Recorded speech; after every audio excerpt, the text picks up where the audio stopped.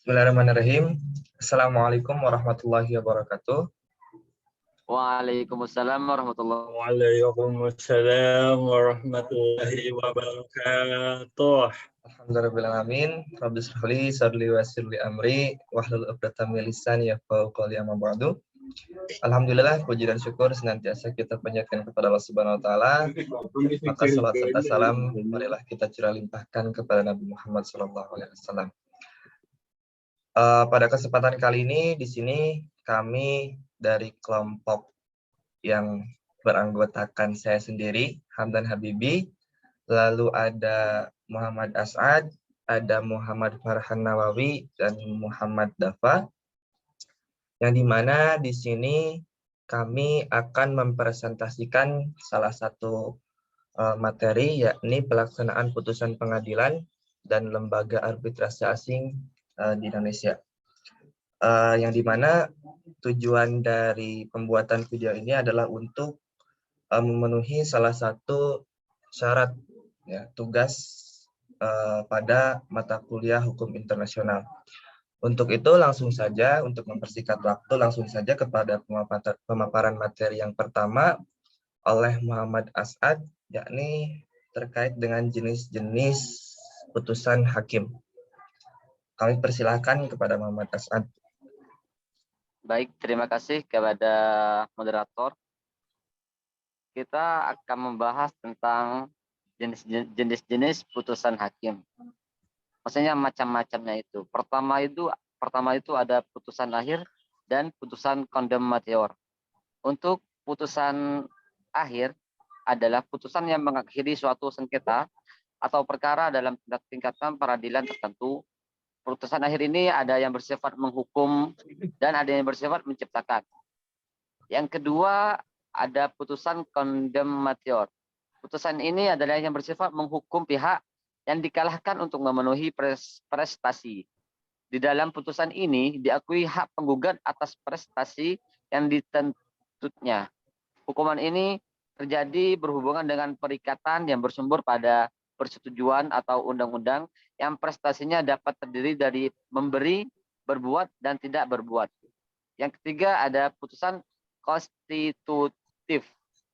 Putusan ini adalah putusan yang meniadakan atau menciptakan suatu keadaan hukum. Misalnya pemutusan perkawinan, pengangkatan, wali. Dan selanjutnya yang keempat putusan deklarator. Putusan ini yang bersifat menerangkan atau menyatakan apa yang dari perkawinan yang sah. Selanjutnya ada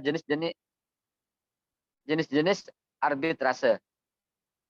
Jenis arbitrase ini ada arbitrase volunter, arbitrase institusional, dan arbitrase institusional yang bersifat nasional.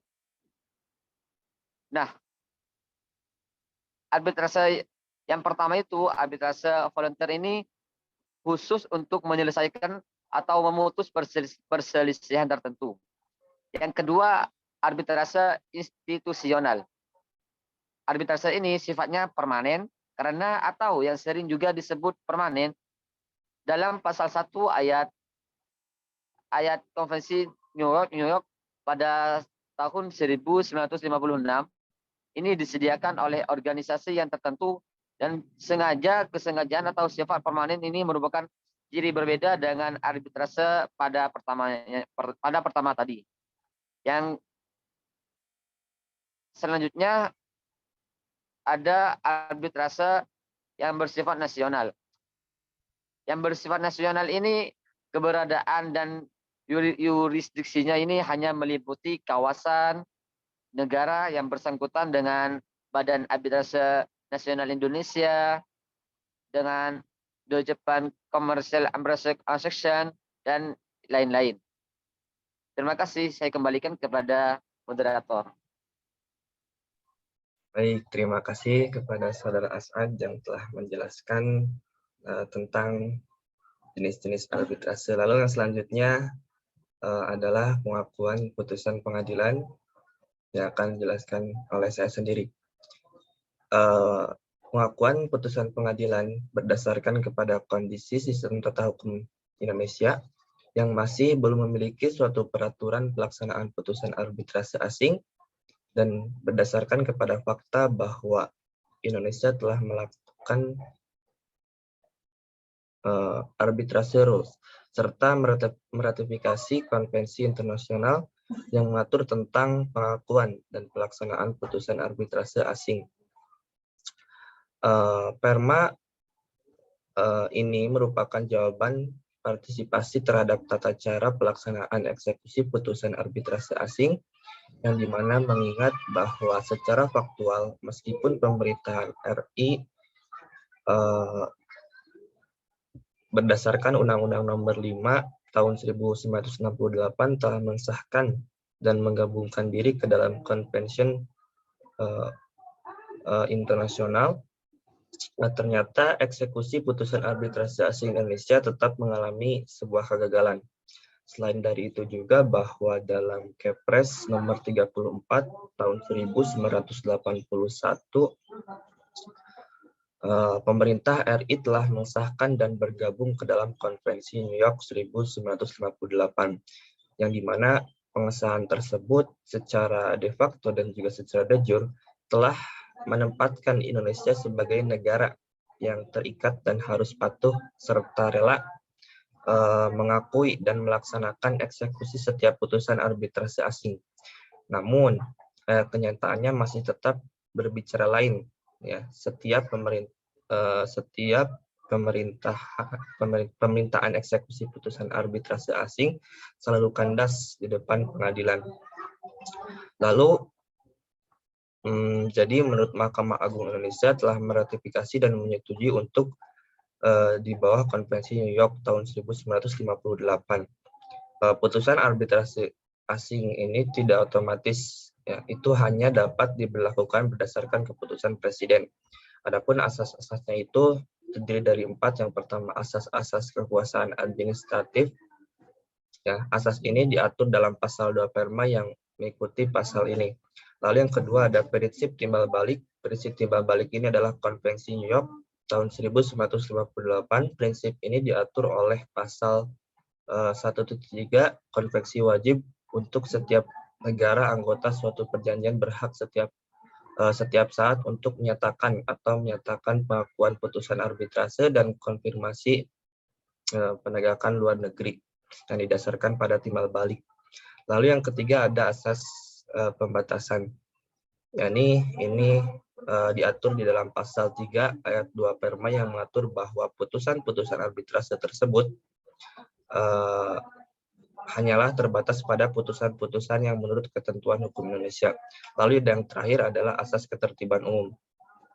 Nah, dari keempat ini berdasarkan kepada asas-asas tersebut, sebenarnya bahwa Perma nomor 1 tahun 1999 ini memberikan suatu pengaturan ya secara lebih rinci ya tentang arbitrase, serta telah mengakomodir pengakuan dan pelaksanaan putusan arbitrase internasional sebagaimana yang diamanatkan Konvensi New York tahun 1998 dengan memberikan pengaturan terhadap prosedur dan tata cara pelaksanaan putusan arbitrase asing dibandingkan dengan hukum acara perdata yang diatur di bawah BRV. Mungkin itu saja. Yang selanjutnya penjelasan tentang pelaksanaan putusan pengadilan yang akan dijelaskan oleh Muhammad Farhan Nawawi. Kami persilahkan kepada Kang Farhan. Baik, pelaksanaan putusan pengadilan. Suatu perkara perdata yang diajukan kepada pengadilan bertujuan untuk mencari keadilan pada konflik atau sengketa yang sedang terjadi dan diharapkan penyelesaiannya yang dapat diterima oleh para pihak yang berkonflik atau yang bersengketa. Selanjutnya, dengan hadirnya hakim dalam memeriksa dan mengadili suatu perkara dapat membuat keputusan dari perkara tersebut yang seadil-adilnya dan tidak memihak salah satu pihak saja, agar putusan yang diberikan dapat mencerminkan keadilan sebagaimana hukum itu sebenarnya. Putusan perkara penting dalam penyelesaian perkara karena memuat persoalan-persoalan yang dipertimbangkan oleh hakim berdasarkan alasan-alasan yang sah yang ditetapkan oleh undang-undang dan fakta-fakta hukum yang diungkapkan pada saat putusan tentang apa yang terjadi selama persidangan. Dalam perkara perdata tidak hanya berhenti sampai putusan perkara saja, tapi juga perlu diterapkan suatu pelaksanaan putusan perkara atau eksekusi tersebut. Pelaksanaan putusan perkara itu merupakan sebuah bentuk nyata terhadap penegakan dari suatu hasil putusan. Eksekusi memicu pada proses pelaksanaan perintah pengadilan. Pihak yang mengajukan eksekusi ke pengadilan untuk memaksa pihak yang kalah mematuhi persyaratan keputusan apabila pihak yang kalah gagal melaksanakan persyaratan keputusan dengan sukarela.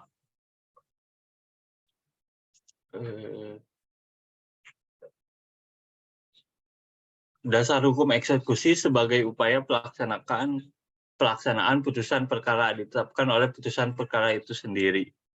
Putusan hakim atau with overlapping foundation, adapun yang dimaksud eksekusi adalah pelaksanaan secara paksa putusan pengadilan dengan bantuan kekuatan hukum guna menjalankan putusan pengadilan yang telah diperoleh kekuatan hukum tetap. Eksekusi putusan perdata berarti melaksanakan putusan dalam perkara perdata secara paksa sesuai dengan peraturan perundang-undangan yang berlaku karena pihak tereksekusi tidak bersedia melaksanakan sukarela. Prinsipnya, eksekusi merupakan realisasi kewajiban pihak yang dikalahkan dalam putusan hakim untuk memenuhi prestasi yang tercantum di dalam putusan hakim. Dengan kata lain, eksekusi terhadap putusan hakim yang sudah berkekuatan hukum tetap, merupakan proses terakhir dari proses perkara perdata maupun pidana di pengadilan.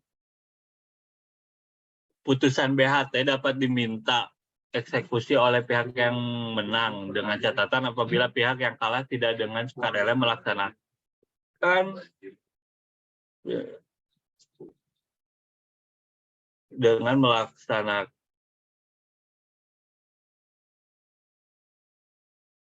berat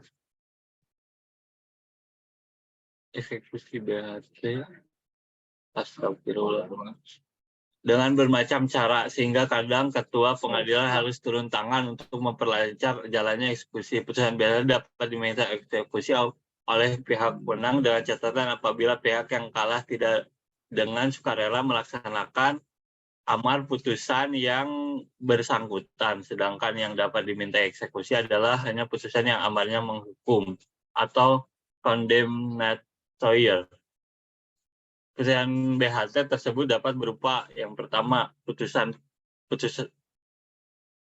pengadilan tingkat pertama yang tidak dimintakan banding atau kasasi karena telah diterima oleh kedua belah pihak. Yang kedua, putusan pengadilan tingkat banding yang tidak dimintakan kasasi ke Mahkamah Agung. Yang ketiga, putusan kasasi dari Mahkamah Agung atau putusan peninjauan kembali dari Mahkamah Agung. Yang terakhir, putusan first take dari pengadilan tingkat pertama yang tidak dilawan. Sudah, kembali ke moderator. Baik, terima kasih kepada Kang Farhan yang telah menjelaskan pelaksanaan putusan pengadilan. Lalu yang selanjutnya adalah pemaparan materi, yakni terkait dengan perbandingan praktik-praktik di negara lain. Ya, kami persilakan kepada Kang Asy'ad. Baik, terima kasih. Selanjutnya tentang perbandingan praktik di negara lain. Penyelesaian sengketa hukum dagang pada dasarnya dapat diselesaikan melalui dua cara, yaitu dengan litigasi dan non-litigasi. Tampaknya mulai saat ini mulai melirik dan membawa sengketa melalui jalur non-litigasi. Jalur non-litigasi ini menyebutkan bahwa arbitrase merupakan cara penyelesaian suatu sengketa perdata di luar peradilan umum yang didasarkan pada perjanjian arbitrase suatu sengketa peradilan umum yang didasarkan pada perjanjian yang secara dibuat tertulis oleh para pihak yang bersengketa. Hadirnya arbitrase ini merupakan terobosan dalam pilihan penyelesaian sengketa e-commerce. Nah, dalam pengaturan arbitrase secara online ini tidak mengatur secara spesifik mengenai dari aspek perjanjian. Di Indonesia diatur dalam pasal 1 angka 1 dan angka 3 Undang-Undang nomor 39 tahun 1999 yang menentukan bahwa perjanjian arbitrase adalah kesepakatan berupa klausula arbitrase yang tercantum dalam suatu perjanjian. Suatu perjanjian tertulis yang dibuat oleh para pihak sebelum timbul sengketa. Nah, perjanjian arbitrase ini terdapat kesamaan yang keduanya menentukan bentuk tertulis suatu perjanjian arbitrase yang di dalamnya terdapat klausul arbitrase yang dimuat dalam kontrak atau di luar kontrak baik sebelum maupun sesudah terjadinya sengketa. Baik, terima kasih. Saya kembalikan kepada moderator. Baik, terima kasih kepada semua para pemaparan materinya. Jadi di sini kita dapat sedikit menyimpulkan ya bahwa tadi dari yang pertama itu ada jenis-jenis putusan hakim yang dimana macam-macam putusan hakim ini terdiri dari putusan akhir, putusan kondemnatoir, putusan konstitutif, dan putusan deklaratoir. Adapun jenis-jenis dari arbitrasenya itu ada arbitrase ad hoc ya, atau arbitrasi volunteer, dan ada arbitrase institusional. Lalu tadi sudah dijelaskan terkait dengan pengakuan putusan pengadilan, lalu pelaksanaan putusan pengadilan, dan perbandingan praktek-praktek yang ada di negara lain. Mungkin itu saja ya dari kelompok kami. Mohon maaf apabila ada kesalahan ataupun tutur kata yang kurang berkenan. Sekian, terima kasih. Syukran jazilan ala ihtimamikum. Hasbunallah wa ni'mal wakil. Wassalamualaikum warahmatullahi wabarakatuh. Waalaikumsalam warahmatullahi wabarakatuh. Terima kasih Ustadz Hamdan.